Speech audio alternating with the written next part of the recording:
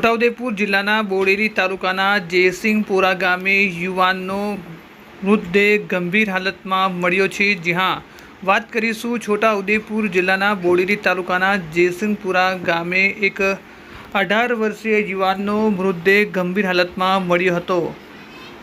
હત્યા છે કે અકસ્માત તે દિશામાં પોલીસ તપાસ હાથ ધરવામાં આવી છે। ઘટનાને લઈને લોકોના જે ટોળા છે તે મોટી સંખ્યામાં ઉમટી પડ્યા હતા। મૃતક યુવાન વેરા ભારત કીકાવાડાનો રહેવાસી હોવાનું જાણવા મળ્યું। પરિવારને હત્યા થયા હોવાની શંકા છોટાઉદેપુર જિલ્લાની પોલીસ ટીમ દ્વારા તપાસનો ધમધમાટ શરૂ કરવામાં આવ્યો છે। મૃતક યુવાનનો મૃતદેહ છે તે પીએમ માટે લાવવામાં આવ્યો છે। પરિવારજનોનો ધસારો છે તે પોલીસ મથકે જોવા મળ્યો હતો।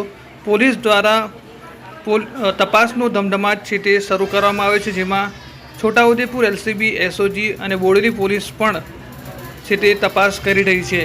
હવે હત્યા છે કે અકસ્માત તે પોલીસ તપાસમાં જ બહાર આવશે। તો વધુ અપડેટ માટે બન્યા રહો daily Bodeli news YouTube channel સાથે। ધન્યવાદ।